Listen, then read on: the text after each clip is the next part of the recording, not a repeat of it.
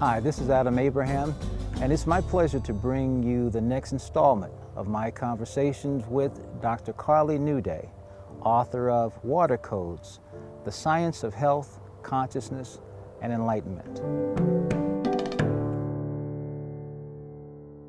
With lower water consumption, especially in California where we are now.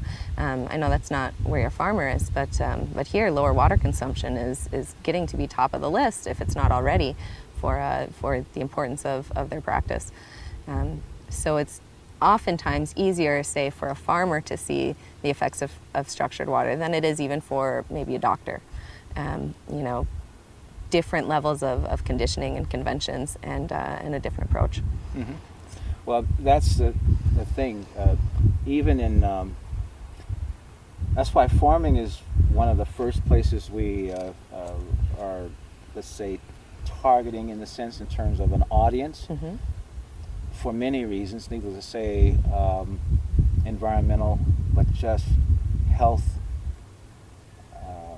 I mean, the business of farming, maybe I shouldn't call it the business of farming, the costs of farming, particularly foods that are, I'll say, nutrient dense. Yeah. There are other things relative to increasing the structure, the coherence in water. It affects freeze point. Yeah. Yeah. Have you talk a little bit about that? Yeah. I mean, absolutely, and that's something that, you know, even farmers can implement when they get towards frost season, right? Mm-hmm. But it does affect freeze point because that structure turns that water into more of a gel. So we're talking about a liquid crystal rather than the solid state crystal of ice, right?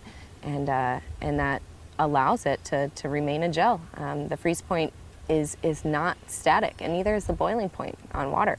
You know, these are dependent upon the level of structure that water has, so it's very flexible, actually. Yes, it is. Florida is sunshine state and everything else, but it is also subject to sudden freezes. Yeah. For Florida's citrus growers, the cold isn't just uncomfortable, it's painful for their industry. The citrus industry is the second largest economic driver in the state of Florida behind tourism. Farmer Charles Roper, who owns 14 acres of citrus groves, says a burst of frigid weather makes for an uncertain season for his crops. We've had bloom coming on and we get a little cold snap in. Of course, that affects the next year's production. You don't know whether the tree has enough energy to put on a second bloom. And uncertain crops means economic uncertainty. There are nearly 70 million citrus trees in Florida, producing between 125 and 170 million boxes of fruit a year.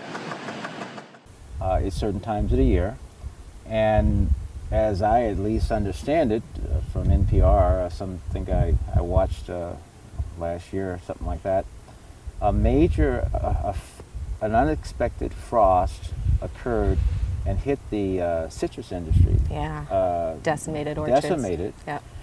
And actually, based on the story that I was listening to at the time, they haven't recovered. Yeah.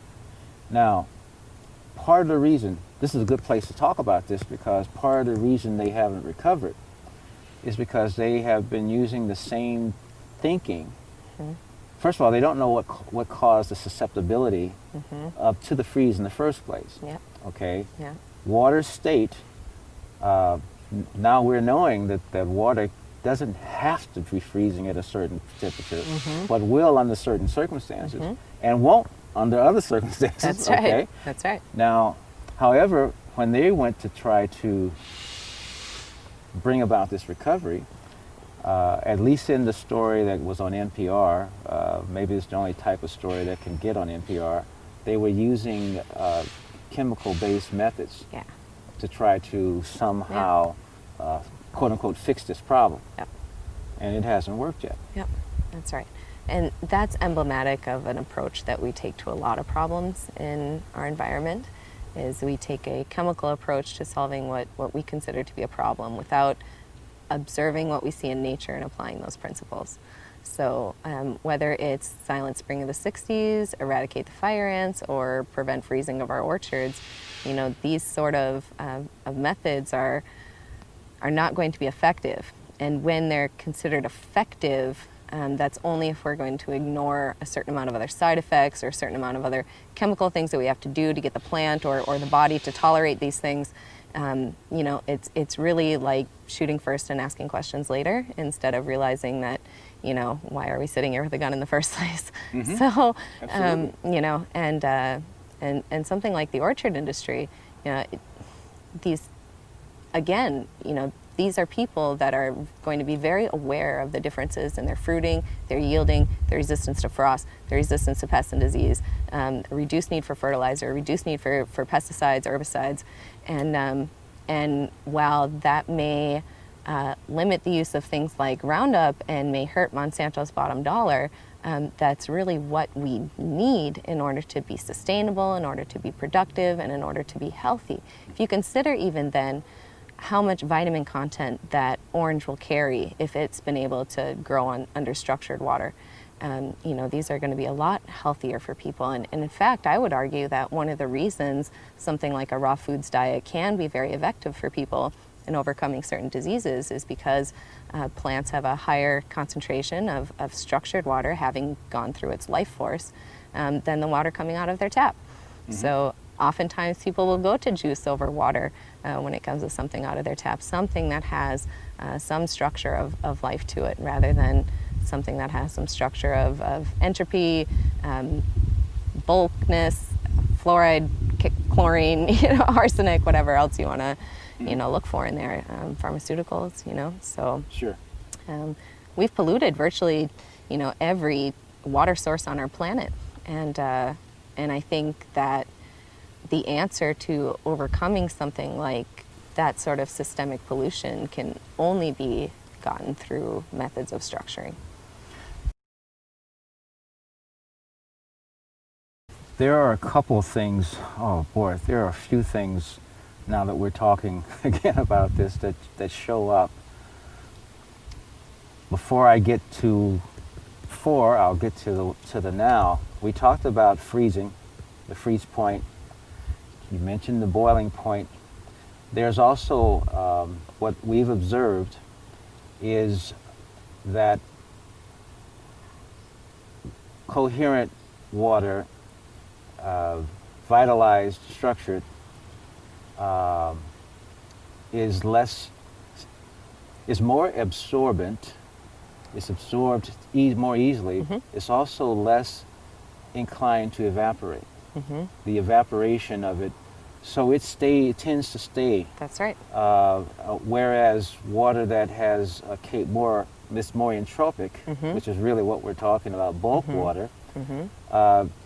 Because it's chaotic, it doesn't have the lattice work to it. It doesn't have the connectivity to it. Exactly. And it goes to vapor more easily. That's right. That's right. Absolutely. And like you said, I mean, that's easy to see when you look at you know, the actual effects of the structure in the water. So water that has hydrogen and oxygen arranged in these geometric patterns is able to hold on to itself longer. That's why it takes longer to freeze, and it takes longer to boil, mm-hmm. And it takes longer to evaporate. So being such a central issue to the success of a civilization, I mean, water at its core, you know, has determined the success and failure of civilizations throughout history. Mm-hmm. Looking at what we're faced with today, where we have, at least here in a state that produces the majority of our produce, we have an extreme drought condition. And being able to use less water, prevent evaporation, be more effective with the water that we're using, you know, is absolutely invaluable. And it's the same way in the body. They tell you to drink 8 glasses of water a day. And, you know, presuming that you're able to drink a really highly structured water, you would not require, just like plants, you would not require that amount of water consumption, because it's quality, not quantity. And we see that in agriculture so easily. It's true. You know, we talk about hydration and the other effects of drinking that are around the advice to take water that much a day. But frequently, if people are drinking, if the water that they're drinking is bulk water, first thing is going to happen, let's see, hydration may or may not happen, okay? Because hydration is only an intracellular phenomena. The body's going to excrete. Now, excreting is not necessarily a bad thing, Yeah. you know, but you want to get, the hydration is central though. Yeah. Okay, so because the cell can take gets the energy that the hydrogen provides, but it can also do the conversion because it's using oxygen too, and it can excrete. They call it the citric acid cycle, the Krebs cycle. Yeah, yeah. And it's getting CO2 out. Yeah. I never thought about the main waste product of a cell being CO2. Yeah. Yeah, well, that's why we expel it when we breathe, Yeah, right? I mean, know. it's a constant you got a detox, few trillion right? cells. I don't know what bean counter counted all the cells and knew there was trillions of them. I just don't know. But you got a trillion cells putting CO2 out, then it seems like when you go out, that's what's going to come out your mouth. It creates a bunch of it. Yeah. So. Well, and you're right. You know, bulk water doesn't provide hydration. So hydration, like you described, I mean, that's about the level of water within the cell. We're not talking about the level of water in the body necessarily. We're talking about the level of water that's able to get through the cell. We can have things like edema, where plenty of water. Plenty of water, where water builds up between cells but can't penetrate because it doesn't have structure. Right. That's a problem. If you're going to talk about excreting, we're supposed to be excreting all the time. We're excreting CO2, we sweat from our pores. It's our body's way of keeping itself cleansed. And bulk water is not able to carry out these toxins. It's not able to provide the structure to even remove these toxins from our body. So you can drink 8 glasses of water a day, you can still die of dehydration. We call it aging, death by old age. So if the answer was drinking 8 glasses of bulk water a day, you know, that's just not how the body works. And when that's the answer that we're given from medical and scientific establishment and community, you know, it shows a lot of either A, ignorance, or B, just blatant misinformation, which perpetuates only one thing, and that's unhealthiness, and that's really unfortunate. Now, there's also something that some people might think of as somewhat metaphysical when we would suggest that the elements, the content that's in water, in bulk water, for example, can be essentially changed in such a way. I'll talk about molecular chlorine. Let's talk about sodium fluoride, aluminum fluoride, which we tend to only refer to in terms of fluoride. Yeah. Those, and let's just use those, because anyone is hearing me, I use that all the time. But it's a placeholder for that and anything else that could have a disruptive effect. You know, molecular chlorine is not a great combination. No. However, there are other combinations that involve the chlorine molecule. There are other pairings, so to speak, that are actually essential. Sure. And that includes sodium, that includes other pairings, that includes fluoride. There are other pairings that are actually essential to our health, Sure. as opposed to, you know, so I say that sometimes to help people step back from this idea that there are some things that are patently evil, you know, and harmful and everything else. No, it's the pairing. You know, that's what determines, and maybe it's the intent that causes the pairing to come into. We can go there, you know. Sure. Yeah. But yeah. ultimately, it's just from a chemical basis. Yeah. It's really about the pairing and what are the effects on a life system. That's right. Of the presence of that combination of elements together in that environment. Yeah, and whether it's that that combination of elements, or a element that is an unstable state itself, in a certain ionic form with a free radical, so to speak, type of unbalanced state, it has been observed in various experiments and studies done with structured water that they are able to structure water that has unbalanced or negatively affecting pairs of molecular content, and revealing that after structuring the water, those pairs are not detectable, or they've been rendered inert, or they've somehow become a different form in the structure of the water itself. Right. And that's a really powerful thing that water can do. And if we want to look at really cleaning up pollution in our environment, people are becoming very aware of the effect that polluting an environment can have. It's systematic on the entire ecosystem. Mm-hmm. We can look at something like improving our structuring techniques to be able to change these molecular pairings and reestablish balance within a molecule, within an element. Mm-hmm.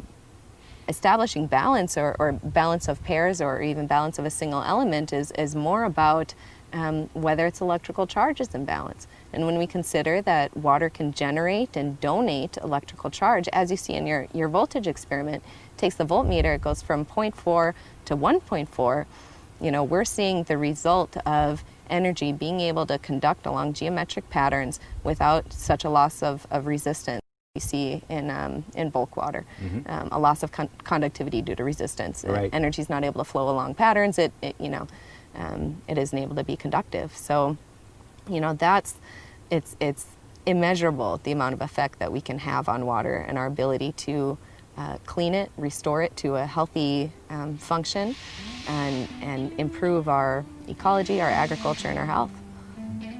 We're talking with Dr. Carly Nuday, author of Water Codes.